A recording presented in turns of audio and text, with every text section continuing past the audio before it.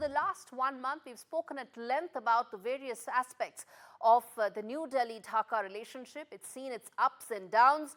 But what happens going forward in the wake of what Muhammad Yunus has said, where he said that both neighbors need each other just as much as India needs Bangladesh, Bangladesh also needs India.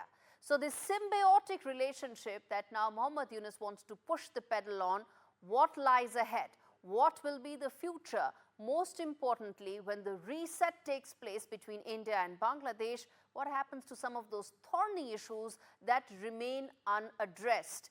The walk towards democracy, the walk towards electoral framework being restored, and also about the minority issues that India has raised on multiple forums from here till the United Nations.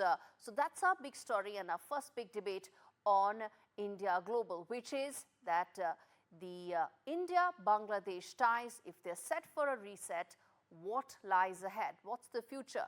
And when one leader says that both leaders and both countries need each other as much, what does that mean? Let's get in our two guests. Joining me is Veena Sikri, former ambassador to Bangladesh, and we also have Shamsher Chowdhury, who is a former foreign secretary of Bangladesh, joining me from Dhaka. Good evening to both of you. Thank you so much for joining me on India Global. Let me start with you, Veena Sikri. Let me give you the opening word here, which is that what do you make of the kind of comments that Muhammad Yunus has made, where he said that on one end, one can say that he's talking about a symbiotic relationship, but the usage and paraphrasing of the words that he said, where India also needs Bangladesh as much as the smaller neighbor needs it, how do you read it? Well, first of all, I'd like to welcome former Foreign Secretary Shamsher Muhammad Chowdhury on the program as well.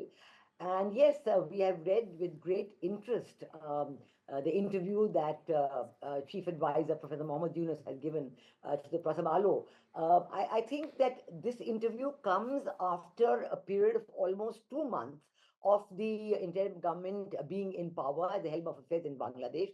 And during this period, there have been a lot of statements made by Professor Muhammad Yunus, made by former Foreign Secretary Tawheed Hussain, who's now the Foreign Affairs Advisor to the interim government.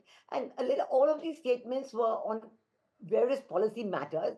And India was very puzzled by all of that, because some of them were not very friendly. Some of them spoke about subjects that had not really been discussed with the new interim government. So these were termed as megaphone diplomacy. But now with this interview with Professor Muhammad Yunus has given to the Prasamalo, he has said that yes, India and Bangladesh need each other. This is a good recognition, because it is true. As closest neighbors in the subcontinent, all neighbors have to work together. Absolutely. And every neighbor has to be in close touch with the other neighbor so that we can understand each other. Having said that these are important aspects, we recognize that. We know that the Indian government has, from the first day, from the 8th of August, when our Prime Minister sent the message to Professor Muhammad Yunus, yes, we have said that we are prepared to talk to the interim government and we are prepared to carry the relationship forward. Right. So now we are expecting a response as to what issues the government would like to discuss. For example, our Prime Minister had mentioned about the minorities, about the Hindu minorities. Let's come to those specifics in a bit. Let's come to those specifics in a bit. But Mr. Chowdhury, then let me ask you this, that there are some aspects of the kind of commentary that has come in from Bangladesh in the last 2 months that New Delhi has, or several quarters in New Delhi raised eyebrows on. But now, how should we read it? Is this an extension of an olive branch, that at the end of the day, the neighbors need to move on and need to move on collectively? How do you read it? Thank you very much, and nice to see Veena, a good friend, and we have worked together on a number of projects. We interacted very closely. When you say offering an olive branch, you offer an olive branch to somebody who's your foe. And nobody has ever described Bangladesh and India relations as being one of foe and friend. It is very much a very stable relationship. It has been so over the last 50 years. There has been ups and downs. That is not unusual between any neighbors anywhere in the world.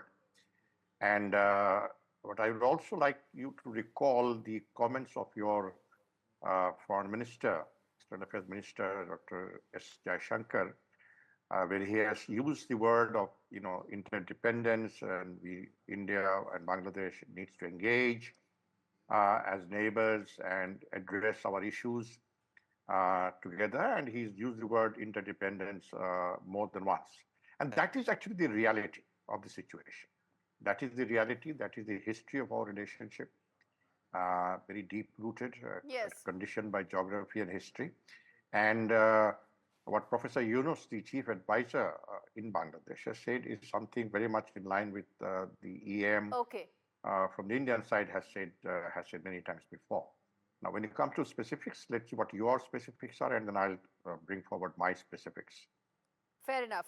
Let me then tell our viewers that when you talk about interdependence, when you talk about the symbiotic relationship, there are also some economic aspects to it, and I'm going to take you through that. One is that Bangladesh depends heavily on India when it comes to rice, wheat, onion, ginger, garlic, a whole host of cereals, and also electronic equipment. The other aspect is Bangladesh owes China $6 billion and is also part of the BRI. And China has invested $7 billion in Bangladesh. Chinese exports to Bangladesh are about $22 billion. China is Bangladesh's biggest arms supplier. Essentially, there's a big China aspect to this entire equation as well. But let's talk about this in the next 10 minutes. Ambassador Sikri, the question is that this cannot be missed at a time when New Delhi also offered a great economic assistance to Maldives. We ensured that Maldives pretty much came back from a sovereign default. It had its back to the wall, and frankly, despite so much of China presence, there was no China bailout. There was a New Delhi bailout that happened, and that's the reason why I rattled off those figures about China, that it has deep presence in Bangladesh, but Dhaka's economy is also going through its cycle of a down. And how do you read and connect these two aspects? Well, I agree with you. I agree with you that India has a very strong neighborhood first foreign policy. And this neighborhood first foreign policy is premised on helping one's neighbors and the recognition of the interdependence between two close neighbors and many close neighbors. And we actually proved this in practice because you mentioned Maldives, but there's also the case of Sri Lanka government, where both Maldives and Sri Lanka, whenever they've had economic problems like they're having right now, the Indian government has come forward very strongly to help them. Similarly, if the Bangladesh government is facing problems, then certainly the Indian government is prepared to help. But what I was trying to say that we need a dialogue on the specifics. This exchange of dialogues cannot be done through the media. That's all I'm saying, because there is need for a close dialogue with Bangladesh, and we've expressed our readiness to have the dialogue. Right. We've also expressed so many issues, whether it's a security issue, whether it is the issue of the minorities, right. whether it is the issue of trade. We are prepared, and of course, we also note from the interview. Let me ask those specifics to Mr. Chowdhury. Sir, those specifics, whether it's the trade aspect, the security aspect, respond to those concerns that New Delhi has raised in the last couple of weeks. Well, I completely agree with Veena that there is a lot of economic aspects in our relationship, and those are already on the cards. Some are already moving. Last week, one of the advisors, she went to Kathmandu to sign this energy supply deal with Nepal that's coming via the Indian grid, which was an agreement that was reached earlier, and this is now being implemented without a word being changed. So this is the first step. A couple of days ago, I met the Indian High Commissioner here, Pranay Verma, and I asked him about the Adani, the power thing, and he said that certain parts of it are being reviewed. He's saying India has not raised any objection to those, so they will be reviewed. So it's not also unusual to review, existing agreements. But the fact remains that Professor Yunus has also committed that we'll honor all our international commitments that we have made. And most of the commitments actually relate to Bangladesh-India relationship. Now, you rolled out a lot of figure about China, but this is the figure that has accumulated over the last 15 years. It is not that Professor Yunus started this, dependence on China. I have my own views on the BRI. Not that I'm against BRI, but I don't see a tangible benefit of a large scale to Bangladesh from the BRI. because we are too far down south from where the BRI passed. I think the BRI for China, the flagship BRI projects are in Myanmar and Pakistan. Yes. And some of them may be taking place in Sri Lanka and all that. So yes, we have some connection, but to link every single infrastructure project in Bangladesh as a part of BRI is something I don't I didn't say that, sir. I didn't say any of that. No. I'm not telling you. I'm telling this is being said by the Chinese side. But then let me quickly, sir, I'm running out of time very quickly, which is that India has been saying again and again that what about return to democracy? That and return to an electoral framework. That roadmap is up in the air. How do you respond to that very fundamental concern about India?